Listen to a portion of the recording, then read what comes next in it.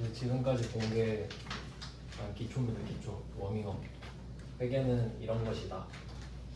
좀 기초적인 내용을 잡고 이제 중요한 주제를 하나씩 다룰 거예요. 지금 드린 게 현금 및 현금성 자산 이렇게 되어 있죠. 그러니까 얘는 아까 유동성에서 나왔던 자산 중에 유동자산, 비유동자산 있잖아요. 그 중에 이제 유동자산 쪽에서도 가장 위에 있는 현금 그걸 배우는 거죠. 그러니까 느낌이 자산이 있는데 그 중에 유동자산이 또 있고, 유동자산은 내년까지 현금화가 되거나 지금 갖고 있는 자산인데 그 중에 현금 부분이 있죠. 왜냐면 현금을 따로 관리하는 게 중요하거든요. 왜냐면 현금을 쓸 일이 많으니까. 그래서 그 부분의 범위를 배울 겁니다. 어디까지가 회계상으로 현금인가. 그러니까 우리가 일상적으로 생각하는 현금과 차이가 좀 있을 수 있겠죠. 앞쪽에 목차는 간단하게 설명해놨지만 목차는 별로 의미가 없습니다. 안 배웠을 때는 잘 모르기 때문에 보통 목차는 다 배우고 나서 그냥 좀 보는 게 의미가 있을 것 같아요. 그럼 이게 페이지가 앞에가 두 개가 날라갔네. 이게 2페이지를 보시면 두 번째 페이지 있죠. 3페이지부터 나왔는데 2페이지까지가 오네요.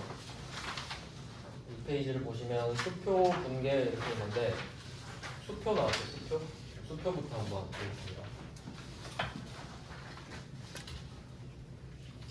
수표 들어보셨을 텐데 수표가 어떤 개념인지 한번 보죠. 일단 수표는 어떤 느낌이냐면 그 은행이 있고 B은행, A회사 이런 식으로 있다고 해볼게요. 회사가 있고 은행이 있다. 이제 수표는 그냥 한마디로 요약을 하면 현금 교환권이라고 생각하면 돼요. 그러니까 수표를 만약에 내가 세뱃돈으로 받았다. 그럼 이제 이걸 은행에 갖고 가면 그 수표에 적힌 금액 있죠. 그만큼을 현금으로 바꿔주는 기능을 하는 거예요. 그런 기능이에요. 그러니까 당첨된 로또랑 똑같은 거지 사실. 현금으로 바꾸는 기능을 하니까. 그러면 그게 액수가 클 때 유리하겠죠. 왜냐면 지금 현재 1억 원 있죠. 1억 원. 1억 원을 그 물리적으로 주려면 그 비타500 박스 있죠. 거기에 5만 원짜리 채우면 1억이 돼요. 그래서 크잖아요. 도난 위험도 있고. 비타500 들고 다니면 도둑 맞으면 어떡해. 그러니까 그게 위험하니까 그냥 지갑에 1억 적힌 수표 하나 갖고 가서 줘버리는 거죠. 그런 느낌으로 쓰는 거죠. 액수가 클 때 보통 쓰잖아요. 그러니까 부자들 보면 막 1억짜리 수표 많이 갖고 있고 그런 거 있잖아요. 그런 느낌이에요. 그러면 수표를 어떻게 발행을 하는지 생각을 해볼게요. 상식적으로 여러분이 뭐 수표로 거래를 한다고 해볼게요. 좀 불안하지 않나요? 이게 진짜 현금으로 바뀌나? 그런 생각이 좀 들 수 있단 말이죠. 그렇잖아요. 현금이 아니니까. 그러니까 수표는 은행이 발행해야 돼. 그래야 믿음이 가지. 그러면 그 은행이 발행을 해줘야 되는데 얘가 그래서 지급인이라고 합니다. 그러니까 얘가 이 은행으로 가면 얘가 돈을 준다는 소리예요. 지급인. 근데 이 사실은 A 회사가 수표를 발행하고 싶은 거예요. 그럼 얘는 발행인. 이렇게 되는데 좀 명칭이 헷갈릴 수 있으니까 이 발행인은 그러니까 의지를 갖고 있는 사람이에요. 수표를 발행하고 싶은 사람. 근데 A 회사가 자기 이름으로 수표를 발행하면 아무도 안 믿어줄 것 같아. 너 누군데? 이러버리면. 그러니까 B 은행한테 가요. 가가지고 내가 수표를 발행하고 싶은데 네 이름 좀 빌리자. 네가 보증 좀 해줘. 그러면 뭐 B가 알아서 얘 검증하겠죠. 그러면 우리 은행에 와서 통장 하나 만들어라. 이렇게 통장을 하나 만듭니다. 그 통장 이름이 당좌예금이에요. 당좌예금. 그러면 뭐 상황이 이때 B 은행에 A 당좌예금을 만들어요. 그러면 이 당좌예금은 우리로 치면 어떤 느낌이냐면 체크카드 통장. 체크카드 통장. 체크카드 통장을 만들면 거기다 돈을 만약에 여러분이 100만 원을 넣었어요. 그럼 100만 원밖에 못 쓰죠. 그럼 이거는 B 은행 가서 자기 당좌예금 만들었잖아요. 여기 100만 원을 충전을 해놔요. 그리고 남한테 100만 원 적힌 수표를 주는 거예요. 예를 들어볼까요? C라는 회사가 있다고 합시다. 얘가 얘한테 물건을 샀어요. A 회사가 C한테 물건을 샀습니다. 100만 원. 그리고 여기 당좌예금에 100만 원을 충전을 한 거예요. 계좌이체 해가지고. 그리고 얘한테 수표를 줘. 자, 100만 원짜리 수표 여기 있다. 이렇게 줬습니다. 그러면 이 상황을 딱 생각해봐요. 이 수표를 준 순간에 내 돈 100만 원이 날아가는 건 아닙니다. 그냥 수표만 준 거예요. 근데 얘는 이 수표에 써진 은행을 봐. B은행 이렇게 써있죠. 그럼 찾아.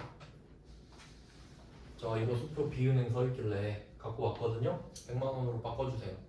하면 이 은행은 A 써있죠, 발행인? 그럼 A 통장 뒤져. 당좌예금에 100만 원 있죠. 여기요? 빼줘요. 이거 지급인. 그러니까 지급인이 그 당좌예금을 갖고 있는 은행인 거지. 체크카드랑 비슷하죠? 차이는 체크카드는 우린 긁으면 바로 나가는데 얘는 돈을 빼가야 나가. 하지만 그 빨리 갖고 가야 되거든요, 법상으로. 그러니까 우리는 이 C한테 당좌수표 100만 원을 딱 끊어주는 순간 있죠. 그때 당좌예금이 나갔다고 회계 처리를 해요. 그냥. 어차피 곧 나갈 거니까 그때 내가 알아서 하면 귀찮잖아요. 그러니까 주는 순간 해버려 그냥. 어차피 빼갈 거니까. 이해돼요? 그러니까 체크카드는 바로 나가지만 얘는 시간차가 좀 있지만 우리는 체크카드 쓰는 것처럼 회계 처리하세요. 그러니까 당좌수표를 발행해서 지급했다라고 하면 그냥 체크카드 긁었다 이렇게 생각하면 돼요. 그러니까 당좌예금이 돈이 빠져나가 버리겠지. 대충 느낌 아시겠어요? 그래서 이 수표 있죠. 이게 기본적인 수표가 이름이 당좌수표가 돼요. 당좌수표. 근데 또 예외가 하나 있어요. 그럼 얘는 지금 당좌수표입니다. 일반적인 경우. 그러니까 수표하면 당좌수표인 거지. 그냥 수표하면 당좌수표예요. 근데 혹시 자기압수표라고 들어보셨나요? 그걸 더 많이 들어보셨을걸? 그건 뭐냐면 일단 은행이 수표를 발행해야 되는 건 정해진 겁니다. 이건 절대 바꿀 수 없어요. 안 그러면 수표의 의미가 없어지니까. 그냥 얘는 지급인이 똑같은데 원래 수표는 컨셉이 발행인이 다른 사람이어야 되잖아요. 발행인을 자기 앞으로 해버려. 발행인을 자기 앞으로. 그러니까 내가 발행하고 내가 지급해. 신용 100%. 이렇게 되는 거예요. 내가 발행하고 내가 지급하고 혼자 북치고 장구치고 다 해. 그럼 이거 그냥 현금이랑 똑같아요.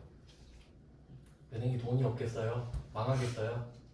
은행이 발행한 건 절대 받을 수 있지. 퀄리티 차이 아시겠어요? 자기압수표는 그냥 현금이에요. 100% 현금이야. 당좌수표는 A은행이 망할 수가 있잖아요. 아니야, A 회사가. 그러니까 내가 100만 원 수표 갔는데 한 일주일 뒤에 갔더니 돈이 없는데요? 이럴 수 있잖아요. A가 딴 데 돈 써버렸을 수 있잖아요. 그럼 그게 부도예요. 지급 거절. 부도의 정식 명칭은 지급 거절이거든요. 그럼 은행원이 자기 돈을 빼서 주진 않을 거 아니에요. 돈이 없으니까. 그럼 돈이 없는데요? 그럼 그게 부도예요. 근데 자기압수표는 부도가 나겠냐고요. 안 나지. 그러니까 자기압수표를 보증수표라고 그래요. 확실하니까. 이제 정리되셨죠? 수표는 이런 느낌이다. 이 정도만 알면 이제 문제를 풀 수 있습니다.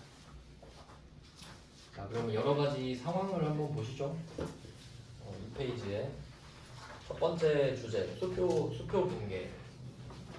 자, 01번부터 봅시다. 8월 6일 달리자의 외상 매출금 1,000만 원 중 600만 원. 여기서 외상 매출금은 내가 물건을 팔았는데 돈은 아직 못 받은 상태를 말해요. 매출은 해줬는데 돈은 아직 못 받았어. 그러니까 외상 매출금 이렇게 말을 합니다. 자산이겠죠? 근데 지금 그게 중요한 게 아니라서 깊이 설명은 안 하는 거예요. 그 중에 600은 보통예금으로 받았대. 그러니까 우린 지금 차변이 중요해요. 차변에 보통예금으로 계좌이체가 됐거든요. 그래서 보통예금 600이 들어왔죠. 자산 플러스. 이건 안 어려워요. 근데 나머지 400은 자기합 수표로 받았죠. 제가 중요한 건 다 밑줄 쳐놨죠. 그리고 생각해보세요. 여러분이 보통예금 600은 당연히 생각할 필요가 없어요. 근데 자기합 수표 400짜리를 받았어. 이거 보고 무슨 생각을 할 거냐? 내일 은행 가서 현금으로 바꿔야겠다. 이 생각하겠죠. 그럼 받는 순간 현금이에요. 어차피 바꿀 거잖아. 수표 받으면 현금이에요. 자기합 수표는 100%로 했잖아요. 현금이에요 그냥. 그러면 자기합 수표를 받았을 때 현금 받았다고 회계 처리를 했잖아요. 그러니까 대변은 지금 필요 없습니다. 그리고 이것까지 생각해보죠. 이틀 뒤에 자기합 수표 400만 원짜리를 갖고 가서 은행에 갖고 가서 현금으로 바꿨다. 이런 문제를 냈다고 합시다. 그때는 회계 처리가 없습니다. 왜냐하면 받은 순간 현금을 받았다고 해버렸잖아요. 그럼 그 뒤에 현금으로 바꾸든 안 바꾸든 그냥 현금이거든요. 그러니까 회계 처리가 없지. 수표를 현금으로 바꾸는 건 회계 처리가 없지. 이미 수표를 받았을 때 현금 받았다고 했지. 그러니까 그 문제는 안 나오겠지. 이해되세요? 그냥 그렇겠구나 하는 거예요. 꼭 시험에 나온다고 막 공부하는 게 아니고 생각을 계속 해보는 거예요. 그렇겠구나. 그럼 이건 회계 처리 없겠구나. 그럼 실무를 잘하게 되겠죠. 그럼 이제 2번으로 가봅니다. 자, 이번에는 자기합 수표로 지급했네. 밑줄만 보세요. 그러면 자기합 수표로 지급한다라는 건 무슨 의미가 있냐면 내가 은행이 아니잖아요. 난 제조업 회사잖아요. 그럼 자기합 수표를 남한테 준다는 소리는 받은 적이 있어야 돼요. 맞아요? 받은 적이 있어야 주지. 내가 만들어서 줄 수는 없잖아요. 그러니까 1번, 2번을 붙여놓은 거예요. 1번에서 자기합 수표 받았잖아요. 받았을 때 현금 받았다 그랬죠. 그럼 그걸 현금으로 안 바꾸고 현금처럼 써버리는 거야. 어때요? 그럼 그냥 현금 주면 되죠. 들어올 때 현금이었으니까 나갈 때도 현금이겠지. 맞죠? 1번, 2번이 연결된다고 생각하시면 돼요. 받았던 거를 준다. 그러니까 자기합 수표를 받아서 현금으로 바꿀 수도 있고 남한테 줘버릴 수도 있잖아요. 내 현금으로 바꾸면 회계 처리가 없고 남한테 줄 때는 현금이 나가면 되지. 그런 느낌입니다. 그 다음은 3번. 자, 3번은 이번에도 밑줄만 보세요. 당좌 수표로 회수하였다. 당좌 수표는 조금 불안하긴 한데, 그러니까 이 수표에 그렇게 써 있는 거예요. 지급인 B은행, 발행인 A회사. 조금 불안하죠, 조금. 하지만 웬만하면 부도 안 난다고 보고 그냥 현금으로 바꿔야지 이 생각하겠죠. 그리고 수표는 기본적으로 은행에 갖고 가면 바로 바꿔주기 때문에, 그러니까 지금 받으면 내일 은행 가면 되잖아요. 그 사이에 부도 날 확률은 없다고 보면 돼요. 그러니까 시험에 그 부도 자체를 전제하지 않아요, 수표는. 근데 이게 미리 한번 좀 말씀드리면 이제 수표랑 좀 비슷한 게 있는데, 수표는 지금 배운 김에 어음이란 게 있어요. 나중에 나오는데 어음은 그 수표랑 비슷한데 수표는 날짜가 안 써 있어요. 그러니까 은행에 갖고 가면 바로 바꿔주는 거예요. 날짜가 없으니까. 근데 어음은 만기일이 써 있어요. 어음은 만기일이 있어요. 만기는 꽉 찼다는 소리죠. 그러면 어음은 수표랑 똑같은데 만기일이 있는 수표. 그럼 그 말은 뭐겠어요? 내가 어음을 받았는데 만기가 뭐 2025년 9월 1일이에요. 써 있어. 근데 내일 은행 가서 딱 바꿔주세요 하면 안 바꿔줘. 만기일 이후에만 바꿔줘. 차이 아시겠어요? 그러면 수표랑 어음은 구조상 둘 다 부도가 날 수 있죠. 왜냐하면 현금 교환권이니까 부도 날 수 있죠. 근데 누가 부도 확률이 더 높겠어요? 어음이겠지. 부도 나면 부도 어음이겠죠. 그럼 이제 또 소송 걸어야 돼. 귀찮아요. 그래서 웬만하면 어음보단 수표를 받고 싶겠고 수표보다는 현금을 받고 싶겠네. 상식적으로 그렇게 되는 거예요. 근데 그걸 안 배우면 그냥 어음인갑다, 수표인갑다 이렇게 돼. 현실감이 없어요. 그 느낌을 알려드리는 거예요. 그러면 당좌수표를 받으면 여러분은 자기압수표를 받든 당좌수표를 받든 은행 갈 생각밖에 없죠. 가서 현금으로 바꿔야겠다 이 생각하겠죠? 그러니까 수표 받으면 현금이에요.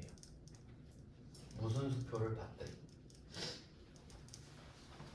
자, 그 다음은 4번입니다. 4번은 타인이 발행한 당좌수표 150만원 지급하다. 밑줄만 보시면 돼요. 그럼 얘는 3번, 4번이 이어진다고 보시면 되겠죠. 3번에서 당좌수표를 받았거든요. 근데 현금으로 안 바꾸고 다른 애 줘버릴 거예요. 그럼 받았을 때 현금이었으니까 이걸 주면 그대로 현금이죠. 1번, 2번, 3번, 4번 패턴 똑같은 거 보이시죠? 안 어렵죠? 지금까지는 현금이네. 그 다음에 5번. 5번 문제는 당좌예금 계좌로 송금받았다. 상대방이 돈을 주겠대요. 네, 현금으로 주겠대. 아, 근데 손 더러워지니까 계좌이체 좀 해줘. 이렇게 한 거예요. 근데 얘가 보통 예금 말고 당좌예금 통장으로 넣어준 거예요. 그럴 수도 있죠? 그럼 그냥 당좌예금이 늘어나겠죠. 그럼 끝이에요. 안 어렵죠? 지금까지 헷갈리는 거 전혀 없습니다. 자, 이제 다음 페이지로 갈게요. 3페이지. 3페이지에 6번. 당좌수표를 발행하여 지급하였다. 여기 중요 표시할게요. 뭐 형광펜 같은 거 칠하시든지 눈에 잘 띄게. 이거는 무조건 나와요. 무조건 나와요. 반드시.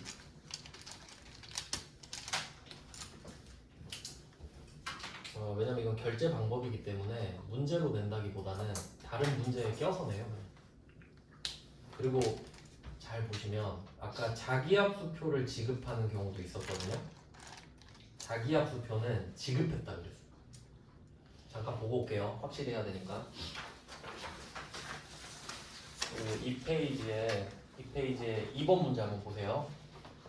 자기압수표로 지급하다라고 써있죠. 지급하다라고만 써있죠. 그리고 다시 3페이지에 6번을 보세요. 뭐라고 써있죠?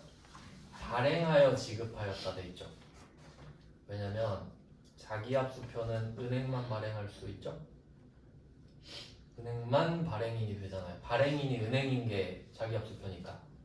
그러니까 자기압수표를 줬다는 건 내가 남한테 받은 적이 있어야 되고 그걸 주는 거죠. 그러니까 발행이 아니고 받은 걸 지급하는 거지. 근데 당좌수표는 어때요? 발행인이 나야. 그러니까 지금 필요하니까 발행하자마자 지급하는 거예요. 지급하려고 발행했다. 이렇게 되는 거지. 당좌수표는 반드시 이렇게 말이 나와야 돼요. 맞죠? 그러면 이 문제에서 문구에서 당좌라는 글씨를 양괄호 쳐봐요. 당좌 두 글자 양괄호 쳐보세요. 그럼 시험에서 저는 이렇게 내고 싶어요. 당좌 빼고 낼 거야. 수표를 발행하여 지급하였다 이렇게 낼 겁니다. 그럼 공부가 덜 된 사람은 이게 자기압수표인지 당좌수표인지 어떻게 알아요? 이럴 거야. 근데 우리는 그런 생각 할 필요 없죠. 야, 발행했다잖아. 그럼 당좌수표겠지. 이렇게 생각하는 거죠. 이해되시나요? 그리고 얘는 체크카드 긁는 거랑 똑같다 그랬죠. 그래서 당좌예금이 차감됩니다. 여기도 표시해주세요. 당좌예금, 왜 밑줄 안 끊었네? 당좌예금 100만원에 밑줄 쫙 그어 놓으시면 되겠죠. 얘만 다르죠. 지금 수표 나오면 다 현금이었잖아요. 얘만 다르잖아요. 그러니까 얘를 내겠지. 당좌수표를 발행하여 지급하였다. 기억해두세요. 그리고 혹시 그렇게 된 적 없는데 그냥 수표를 발행하여 지급하였다 이렇게 나올 수도 있겠다까지 생각을 합시다. 그래도 여러분은 안 틀리죠 이제. 오히려 그렇게 나오면 여러분만 맞히죠. 근데 그렇게 내도 절대 욕먹지 않거든요. 근데 너무 좀 그쪽이 욕먹는 걸 무서워해가지고 그렇게는 안 내는 것 같습니다. 그 다음에 이제 7번 업그레이드 버전입니다. 7번 8번은 묶어도 돼요. 7번 8번은 똑같은 문제예요. 그러니까 이게 좀 묶어두는 방식이 달라야 돼요. 아까 1번, 2번은 1번 다음에 2번이다 이런 느낌이고 3번, 4번도 3번 다음에 4번이다 이런 느낌이고 지금 7번, 8번은 똑같다 이 뜻이에요. 그러니까 여러분이 나름대로 표시를 좀 이렇게 해주세요. 나중에 보기 편하게. 자, 7번을 한번 보시죠. 7번은 문제 당좌 차월 계약 이렇게 써있거든요. 첫 번째 줄에 당좌 차월 계약을 표시해 봅시다. 이름이 되게 특이한데 이거는 그렇게 생각을 할게요. 당좌 차월에다가 이렇게 써볼게요. 하이브리드 체크카드라고 쓰겠습니다.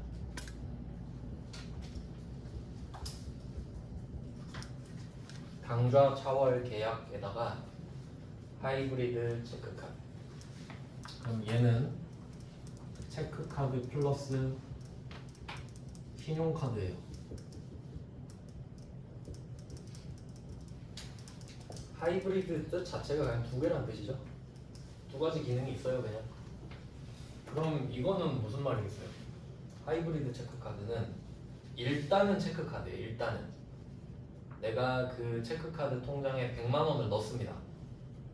근데 뭐 그런 게 있어요. 그 실적에 따라서 당신에게 한도를 30을 주겠습니다. 뭐 이런 식으로.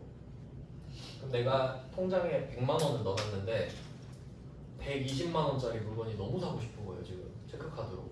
근데 난 100만 원밖에 없어. 근데 그 말이 생각났어요. 나한테 한도를 30을 준다 그랬지. 그럼 일단 긁어봐. 긁혀. 그럼 100은 다 차감되고 100은 이제 없어지는 거죠. 내 돈은 20만 원은 신용으로 넘어가. 부채로 바뀌는 거죠. 100만 원은 자산의 감소, 20만 원은 부채의 증가 이렇게 돼버리지. 그게 당좌 차월입니다. 당좌 수표를 통해 당좌 예금이 생기잖아요. 그게 그 월이 넘어가는 거라고 생각하면 돼요.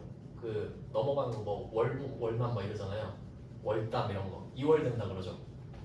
그게 빌린 게 넘어간다고. 그럼 이거는 단순하게 말하면 차입금이랑 똑같죠. 은행한테 돈 빌린 거랑 똑같죠. 그러니까 당좌 차월 나오면 부채예요. 맞죠? 신용 부분이니까.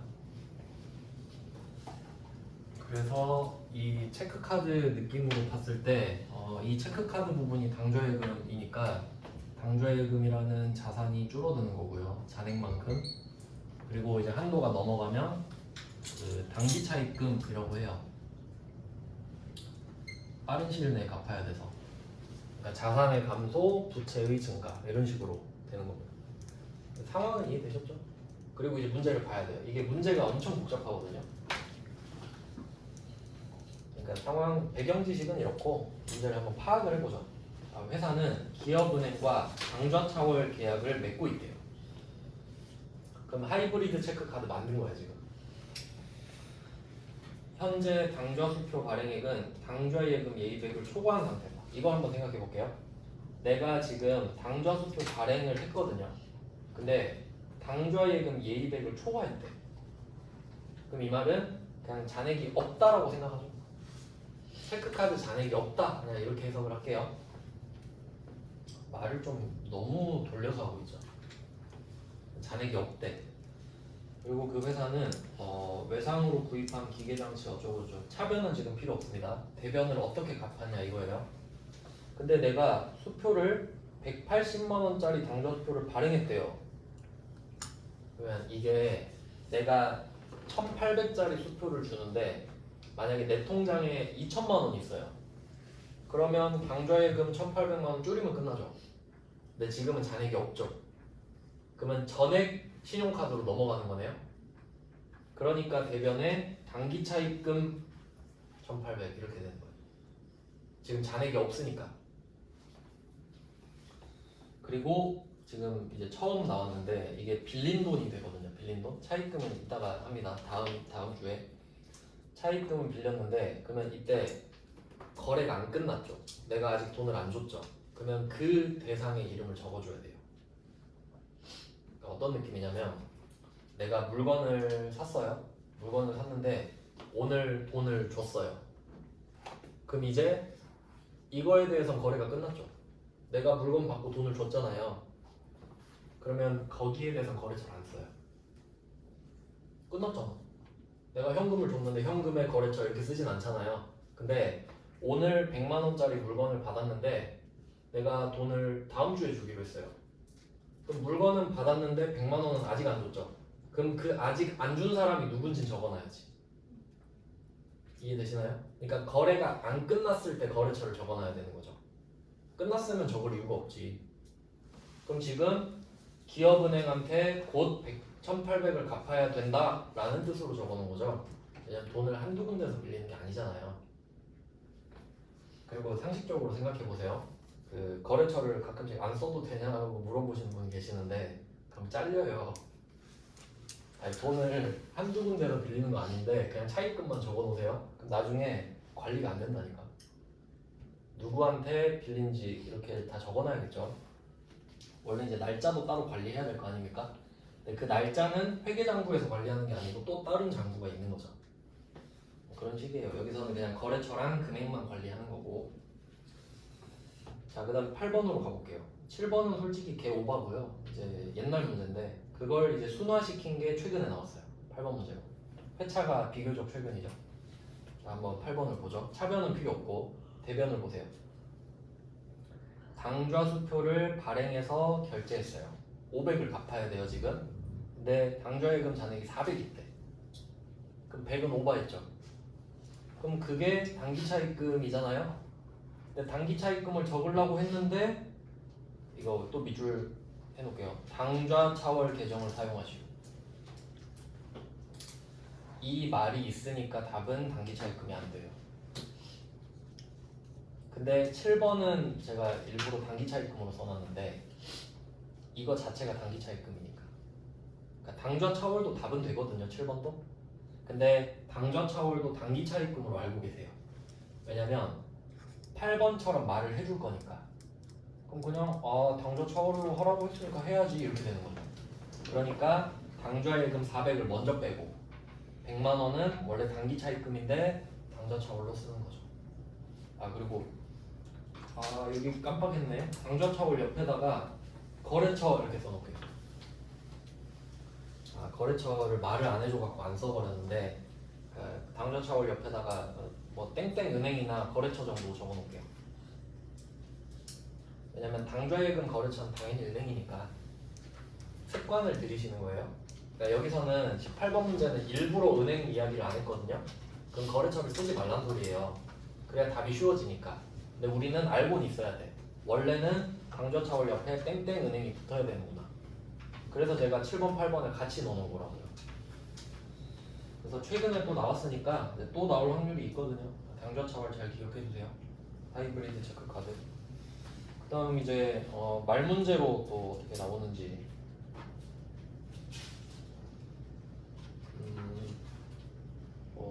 아니다 이거는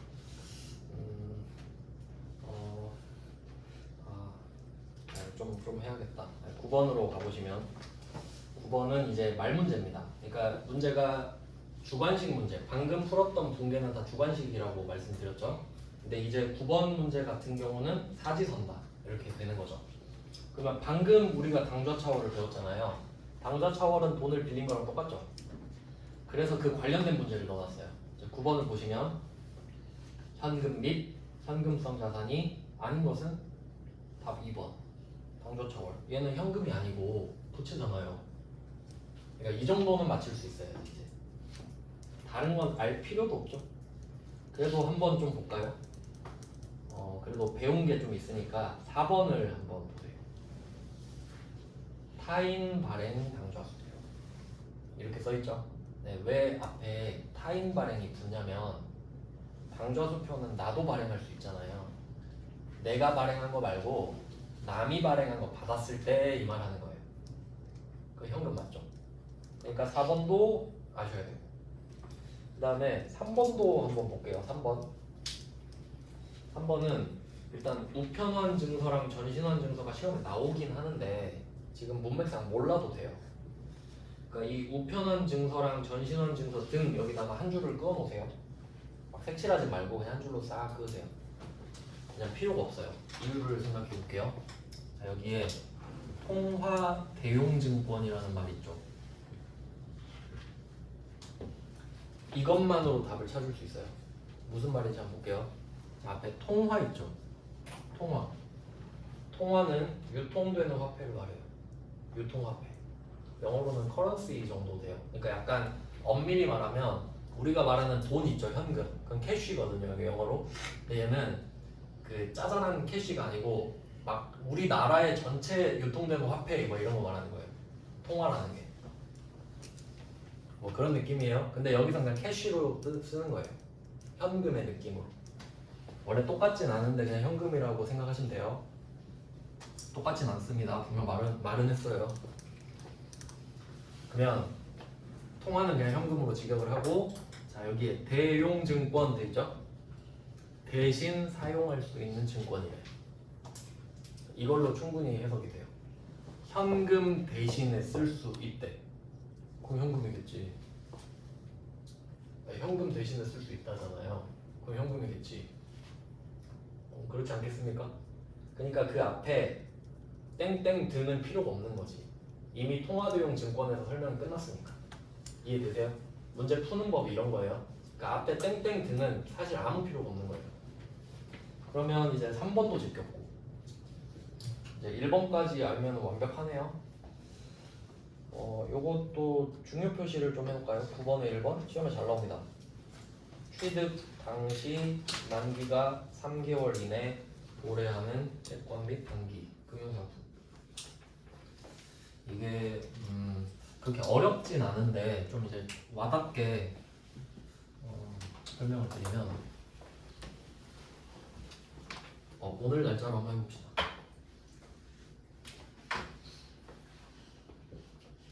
2025년, 2026년 8월 10일 오늘. 자 이렇게 됐어요. 네, 만약에 내가 친구 철수한테 돈을 빌려줬는데 내년 12월 31일에 돈을 받기로 했다고 합시다. 철수한테.